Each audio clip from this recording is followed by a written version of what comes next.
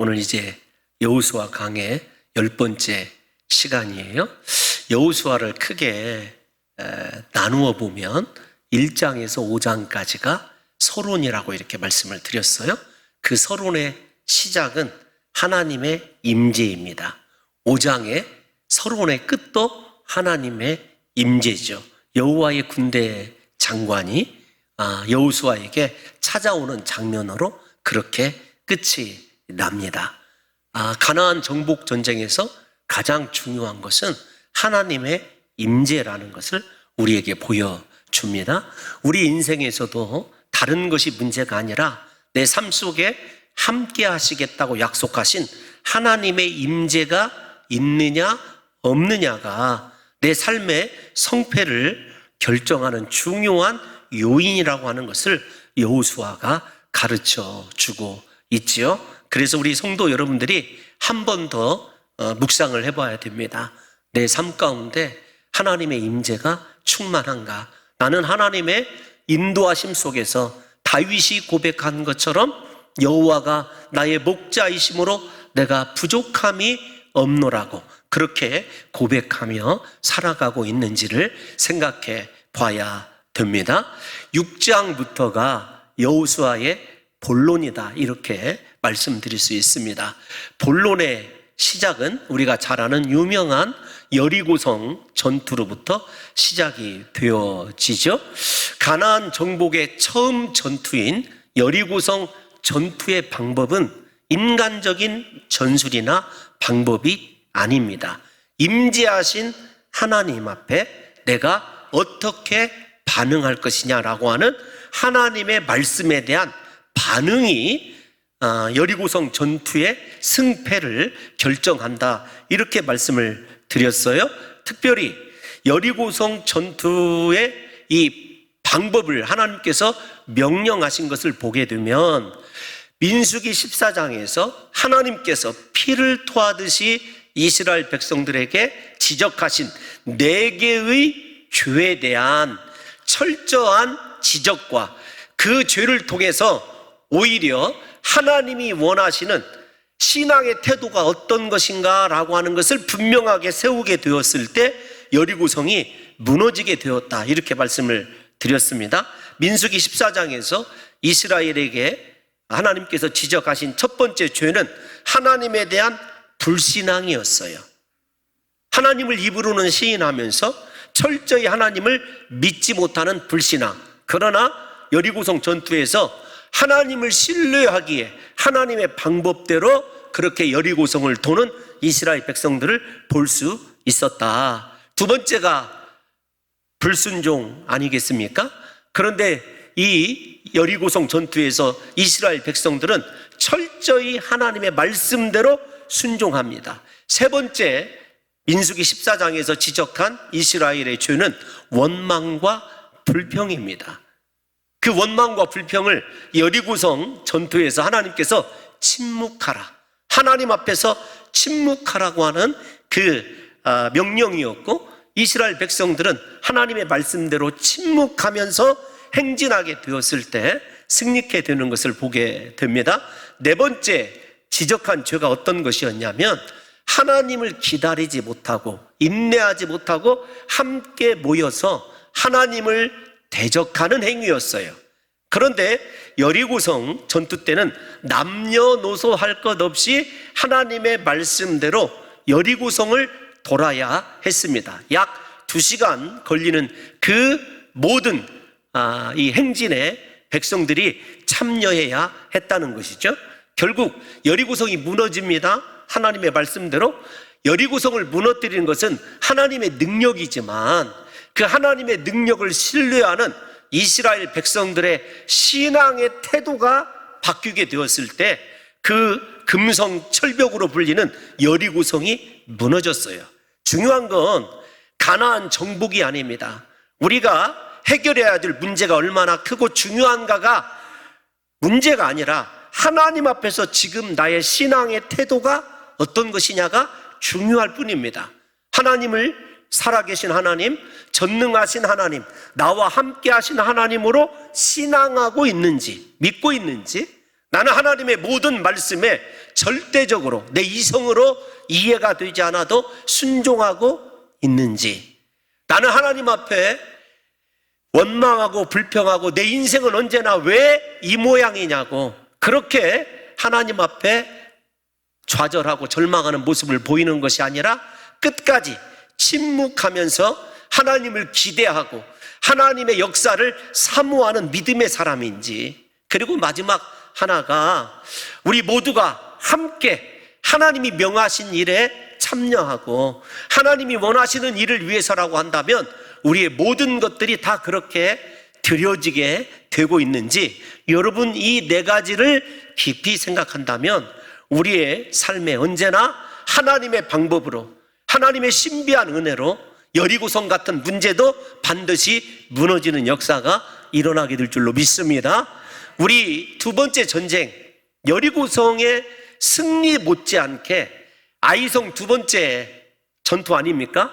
처절하게 패배하죠. 그 패배의 내용 또한 자세하게 기록하고 있어요. 아니, 여리고성의 승리의 모습보다도 아이성 패배를 기록하고 두 번째 아이성을 점령하는 과정까지 오히려 더 길게 7장, 8장이 기록하고 있습니다.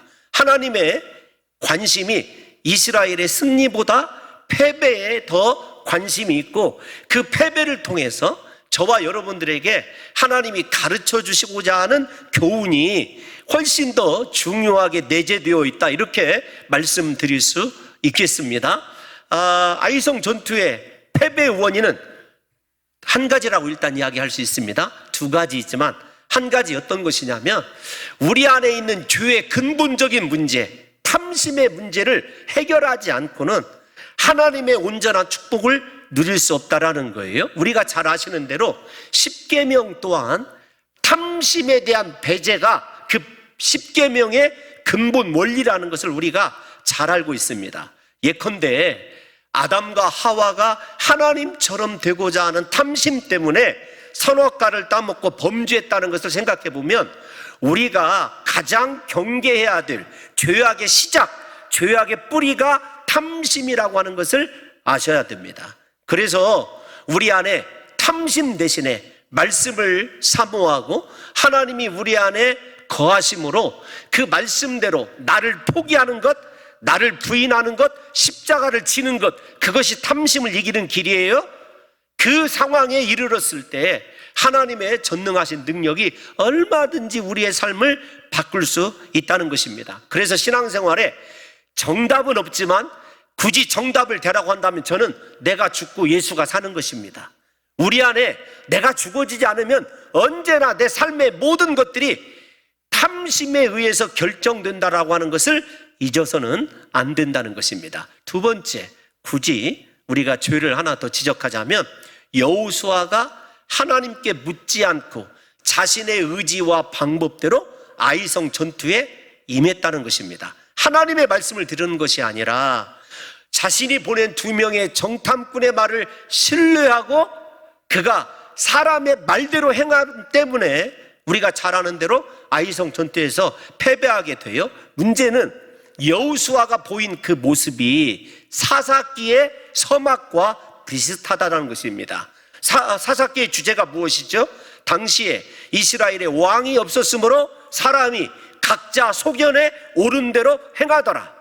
여러분, 사사기 시대뿐만 아니라 오늘의 시대 우리가 가장 경계해야 되는 것, 내 소견에 옳은 대로 신앙생활하고 내 소견에 옳은 대로 얼마든지 내 뜻과 내 마음대로 내가 왕이 되어서 살아가는 그 교만함이 무너지지 않으면 반드시 우리가 실패할 수밖에 없다는 것입니다. 그래서 탐심과 교만은 양쪽에 나란히 서 있는 죄의 뿌리라고 이야기할 수 있고, 하나님께서는 아이성 전투를 통해서 우리 인생의 두 가지 커다란 그 죄, 사실은 하나에서 출발하지만 탐심에서 출발하지만 우리의 그 교만과 탐심이 얼마나 인생에 하나님의 뜻을 이루는 인생의 커다란 방해 요소인지를 우리에게 가르쳐주고 있습니다. 그런데 오늘 본문 8장을 보면 실패하고 패배한 여호수아에게 하나님이 다시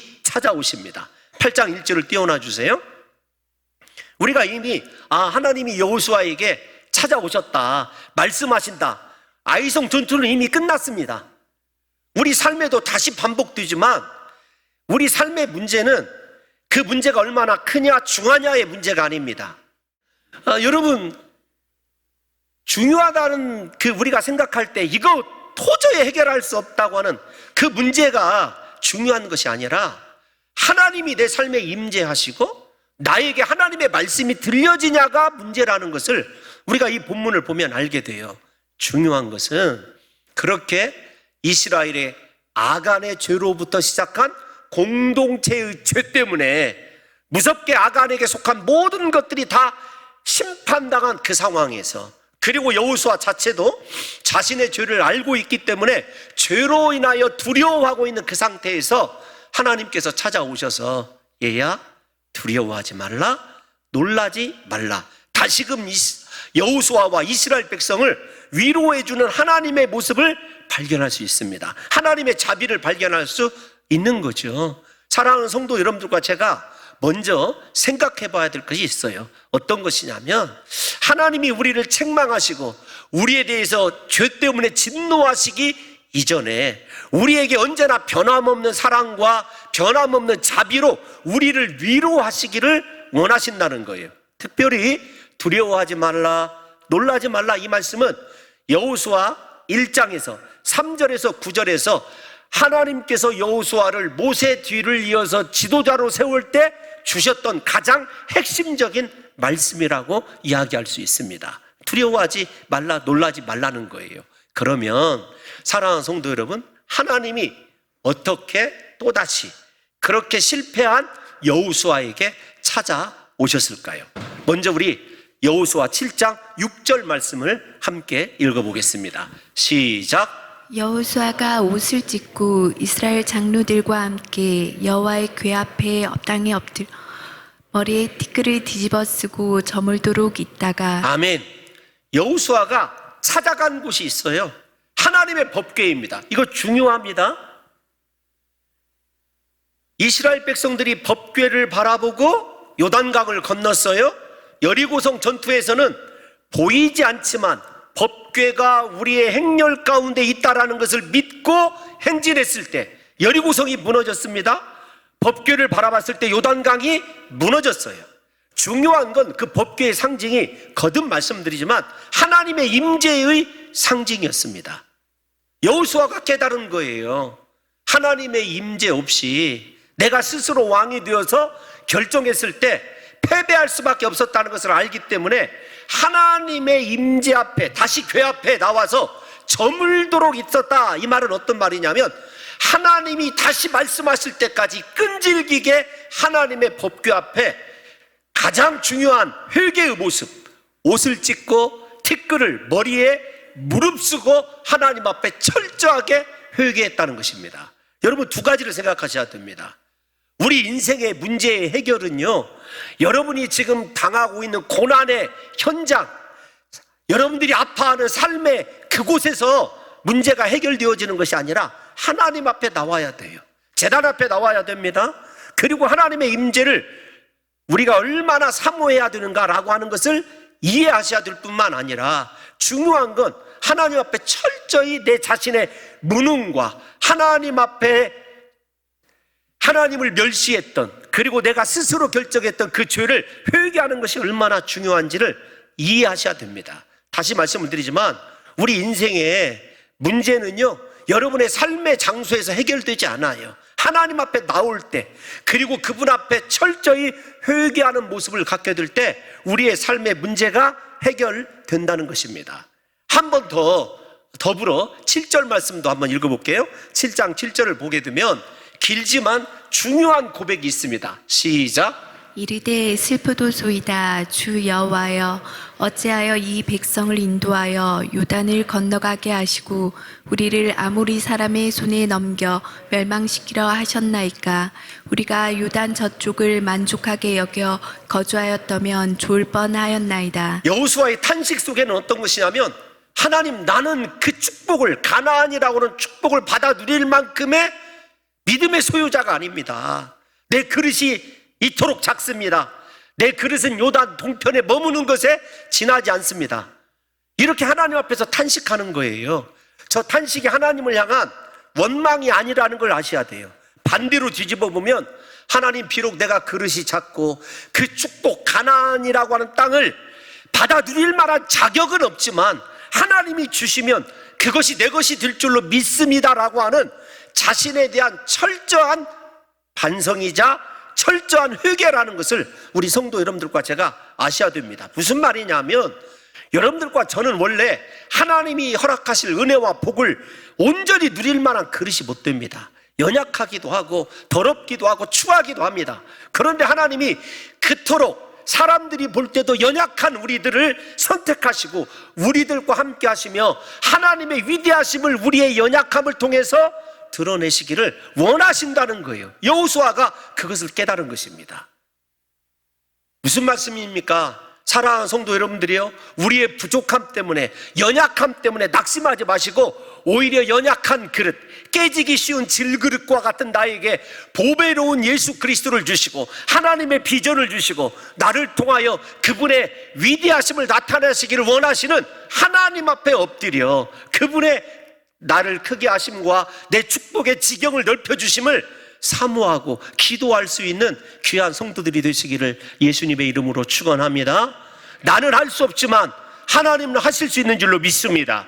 지금 여호수아가 탄식하는 건 하나님의 부재의 문제예요. 하나님이 떠나시면 나 이렇게 원래 부족한 자입니다. 우리가 이 사실을 깨달아야 되는데, 하나님이 임재하지 않아도, 하나님이 나와 함께하지 않아도 내가 할 수 있다고 생각하고 내가 내 힘과 능력으로 온통 그렇게 사로잡혀서 아무리 노력하고 수고하고 애를 쓴다 할지라도 이루어질 수 없는 그 문제 앞에서 고민하는 것이 우리의 지금 실수라면 실수라는 거죠. 여호수아처럼 하나님 앞에 나오십시오. 그분의 임재를 사모하십시오. 그리고 그분이 내 인생에 찾아오시면 나의 연약함에도 불구하고, 내가 세상 사람들보다 부족함에도 불구하고 나를 끝까지 그분의 장중에 붙들어 사용하실 그 하나님의 은혜를 확신하시고 하나님께 달려나올 수 있는 귀한 성도들이 되시기를 예수님의 이름으로 축원합니다. 중요한 교훈이 하나 있어요. 어떤 것이냐면, 참 여호수아가 모세에게 잘 배웠다라는 생각이 들어요. 왜 그런가 하면, 이스라엘 공동체가 하나님을 원망을 하게 되고 하나님이 이스라엘 백성들에게 진노할 때면 모세가 항상 하나님 앞에 엎드려요. 하나님, 차라리 내 이름을 생명책에서 지워주세요. 이들을 긍휼히 여기시고 살려달라고 중복기도 했던 모세를 생각해 보십시오. 여호수아는 자기 자신의 실수도 있지만 온 이스라엘의 죄, 특별히 아간의 죄까지도 자신의 죄로 여기고 하나님 앞에 통회하는 모습을 우리가 눈여겨봐야 됩니다. 우리는요, 어떤 일이 잘못되었을 때 시시비비를 가리기를 좋아합니다. 누구의 탓이냐, 누구의 책임이냐. 여러분, 자녀들 문제 가지고도 네 탓이냐 내 탓이냐 부부들이 싸우는 거 가끔 목격합니다. 목격하는 것이 아니라 실제 그게 제 문제이기도 했어요.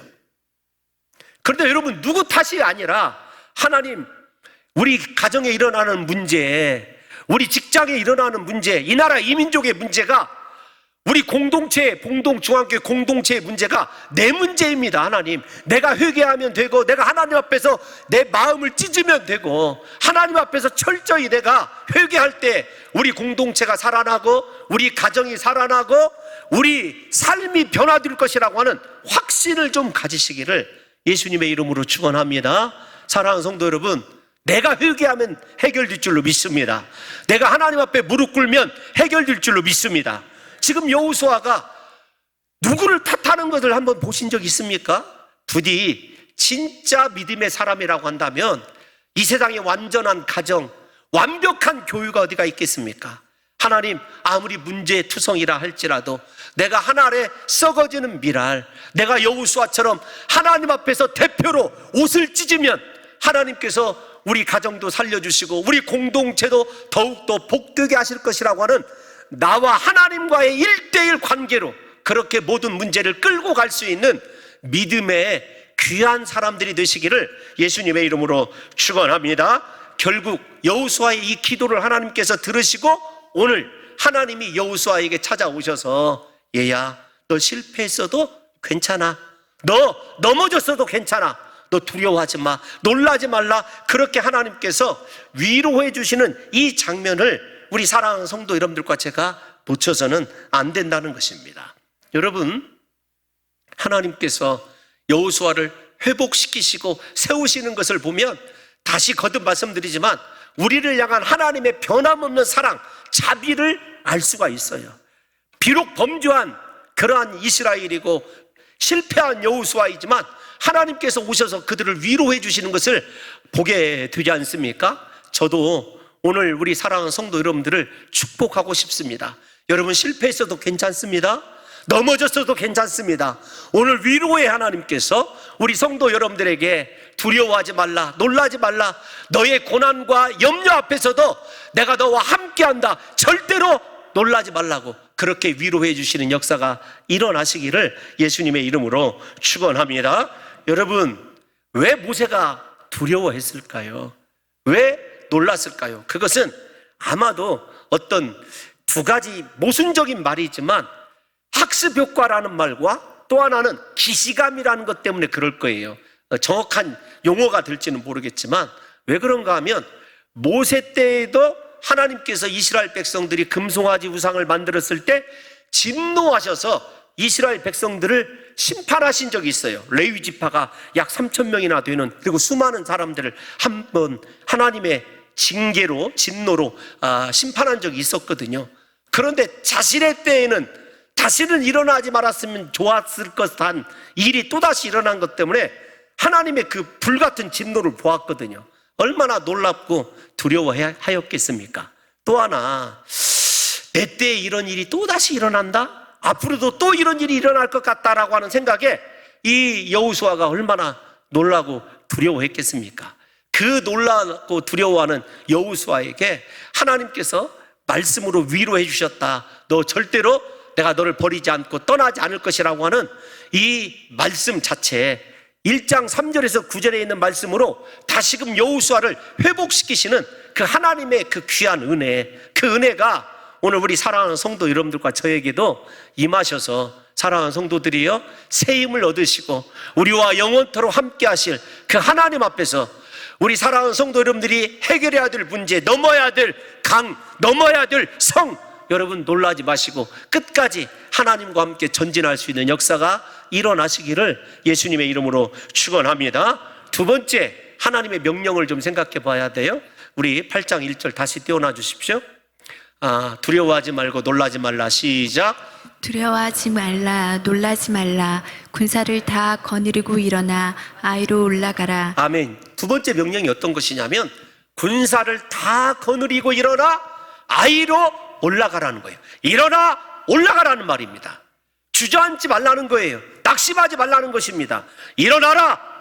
내가 너에게 명한 곳으로 올라가라. 그런데 중요한 것이 무엇이냐면 군사를 다 이끌고 해요. 온 이스라엘 백성이 아이성을 다 가야 된대요. 우리가 여기서 알 수 있는 것이 어떤 것이냐면 사람의 판단이 얼마나 보잘것없는 것인가를 먼저 가르쳐줘요. 정탐꾼 2명은 3,000명이면 된다고 그랬어요. 2,000~3,000명이면, 원문 성경에 의하면 3,000명이면 될 것이다. 그런데 하나님은 그러지 않았어요. 어떤 것이냐면 큰 성이든지 작은 성이든지, 요즘 말로 바꾸면 큰 프로젝트이든지 작은 프로젝트이든지 모든 군사가 함께 참여해야 된다는 것입니다. 하나님의 생각과 여호수아와 이스라엘의 생각이 다른 거죠. 오늘날 우리 교회의 문제, 한국 교회의 문제도 다른 것이 아닙니다. 온 성도들이 그리스도의 군사로 정예화되어 있는가라고 하는 것이 문제죠. 이번 선교를 통해서 서울에서 오신 목사님들과 대화를 나누는 가운데 그들 모두 다 고민하고 있는 것이 있어요. 어떤 것이냐면 자신의 교회의 몇 %가 하나님의 일에 충성하고 있느냐. 소수만 충성하고 있거든요. 잘 봐야 12%에서 15%. 제가 우리 교회를 곰곰이 생각해 보았습니다. 빌립전도, 중보기도 사역, 그 다음에 학교 앞 전도, 호떡 전도, 그 다음에 153 전도 등등 여러분, 우리가 추구하고 함께 선교하는 그 일에 참여하는 인원들만 계속해서 참여하는 것, 우리가 교회에서 봉사하는 것도 마찬가지 아닙니까? 찬양대가 되었든 찬양단이 되었든지 우리 교회가 출석하는 성도가 1000명이라고 생각을 했을 때, 약간 더 된다고 하지만 1000명이라고 생각했을 때 몇 %가 충성하고 있을까요? 하나님이 원하시는 것 다입니다. 여러분, 제가 오늘 우리 교역자들과도 계속 기도하고 있습니다만은, 우리 중등부가 7월 말에 태국으로 선교를 떠납니다. 고등부가 몽골로 선교를 떠나요. 그런데 그때 그들의 문제일까요? 우리 모두의 문제일까요? 아니, 모두 다 참여하라는 것이 아닙니다. 우리 선교팀이 나가 있으면 그 일을 위해서 기도해주고 함께 그 문제에 집중할 수 있는 것. 여러분, 이렇게 제가 쓸데없는 묵상을 해봤습니다. 어떤 묵상을 해봤냐면, 3000명의 이스라엘의 정예 부대가 아이성 전투로 올라갔을 때 나머지 이스라엘 백성들은 뭐 했을까? 여러분, 그런 거 생각해 보신 적 없어요? 왜 패배했을까? 만약에 그 3000명이 싸우더라도 아이성 전체를 둘러싸고 이스라엘 백성들이 두 손을 들고 하나님께 기도했다면 어떻게 되었을까? 중요한 것은 모두 다의 문제예요. 여리고성도 모두 다 돌았어야 되고 아이성도 모두 다 올라갔어야 되는 것입니다. 오늘날 하나님이 우리 공동체에 원하는 것 다른 것 아닙니다. 우리가 하나 된 하나님의 거룩한 명령과 비전을 가진 공동체라고 한다면, 하나님이 명령하신 일에 우리의 몸으로 참여하지 못한다 할지라도 함께 마음을 모두어 두 손을 들고 기도하고 하나님의 나라가 이 땅 가운데 임하기를 힘쓰는 그런 삶을 살아야 되는 것 아니겠느냐고요. 저도 여러분들에게 축복하고 싶습니다. 사랑하는 성도 여러분들이요, 여러분의 지금 고난의 자리, 아픈 상처의 자리, 상실의 그 자리에서 일어나십시오. 하나님이 저와 여러분들에게 명령하신 그 사명을 향하여, 비전을 향하여 일어나 올라갈 수 있는, 달려갈 수 있는 귀한 성도들이 되시기를 예수님의 이름으로 축원합니다. 그 자리에 주저앉아 있으면 안 돼요. 일어나셔야 됩니다. 다시금 주께 힘을 얻어서 올라갈 때 하나님께서 저와 여러분들을 통하여 주시기로 하신 모든 은혜와 복이 주어지는 줄로 믿습니다. 중요한 것이 8장 1절에 또 있어요. 하나님의 말씀이니까 중요한 것 아니겠습니까? 내가 아이 왕과, 시작, 내가 아이 왕과 그의 백성과 그의 성읍과 그의 땅을 다 내 손에 넘겨 주었으니. 아멘. 주어가 여호와께서, 그 다음에 나라고 하는 여호와입니다. 여호수아와 이스라엘의 인생의 주어가 나일 때는 실패했어요. 우리의 지금 삶에 다가와 있는 실패의 문제, 고난의 문제는 다시 말씀드리지만 두 가지 문제예요.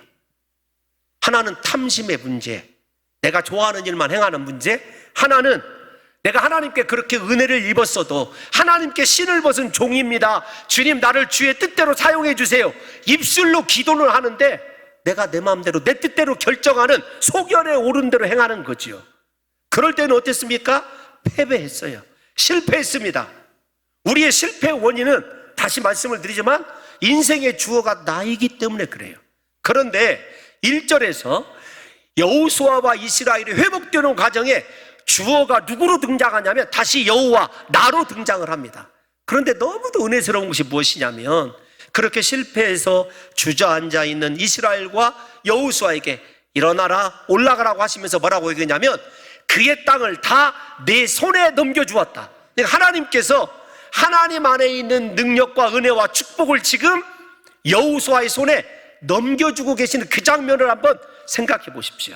마치 아이가 원하는 것을 어른인 부모가 그의 손에다 그가 필요한 것을 딱 넘겨주었을 때 그 아이의 얼굴에서 피어오르는 만족의 웃음을 우리 성도 여러분들이 생각해 보시라고요. 사랑하는 성도 여러분, 하나님을 신뢰하십니까? 믿으신다고 한다면 지금의 그 자리에서 하나님께서 원하시는 것은요, 우리가 주저앉고 낙심해 있는 것이 아니라 우리의 믿음의 손을 펴서, 하나님, 내가 주님을 신뢰합니다, 하나님께서 나에게 약속하신 것 주실 줄로 믿습니다, 아니 주신 줄로 믿습니다, 내 손 안에 하나님의 축복이, 하나님께서 이루시기로 약속하신 비전이 내 손에 있는 줄로 믿습니다, 이렇게 고백할 수 있는 믿음의 사람들이 되시기를 예수님의 이름으로 축원합니다. 여러분, 믿음의 문제예요. 믿음의 문제. 하나님은 이미 여호수아에게 주셨습니다. 우리가 기도하는 것, 소원하는 것 하나님이 이미 주신 줄로 믿습니다. 왜 주저하죠? 하나님보다 내 계산이 더 정확하다고 생각하기 때문에. 이 일을 시작하려면 돈이 얼마나 있어야 되는데, 이 일을 시작하려면 장소가 어때야 되는데, 내가 이 길을 가려면 무엇이 있어야 되는데, 여러분, 인간적인 계산과 인간적인 생각, 전능하신 하나님 앞에서 다 내려놓으시고, 내가 좌하든지 우하든지 이미 하나님께서 내가 무엇을 결정하든지 내 손안에 그분의 능력 안에서 축복을 다 주셨다는 사실을 믿으시고, 사랑하는 성도 여러분들이요, 하나님이 우리와 함께 계십니다. 여러분의 손에 축복해 주셨습니다. 그 믿음 가지고 다시 일어나서 여러분들의 비전을 향하여 달려 올라가시는 역사가 있으시기를 예수님의 이름으로 축원합니다. 그 믿음이 회복이 되기를 여호수아에게 하나님께서 이토록 설득하시고 인격적으로 명하고 계신 거죠. 여러분, 또 하나 우리가 생각해야 될 것이 있습니다. 어떤 것이냐면, 하나님께서 넘겨주었다 이렇게 얘기를 하셨을 때 과거 완료형이에요. 이미 과거 때부터 주셨습니다. 하나님이 그가 실패했다고, 범죄했다고 하나님이 주시기로 한 거 바꾸시는 분이 아닙니다. 하나님이 변함없이 신실하신 하나님임을 우리에게 말씀해 주고 있는 거죠. 참 생각해 보면 여호수아 입장에서는 부끄러웠을 것 같아요. 하나님, 7장 7절에서 읽은 것처럼 내 믿음이 그거밖에 안 됩니다.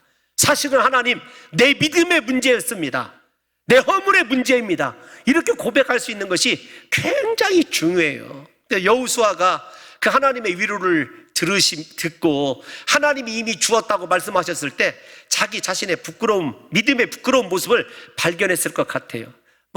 제가 항상 이 낯간지러운 말은 쓰기를 참 거부하는 그런 이 목사이기도 한데요, 책을 읽어보면 이런 내용들이 있거든요.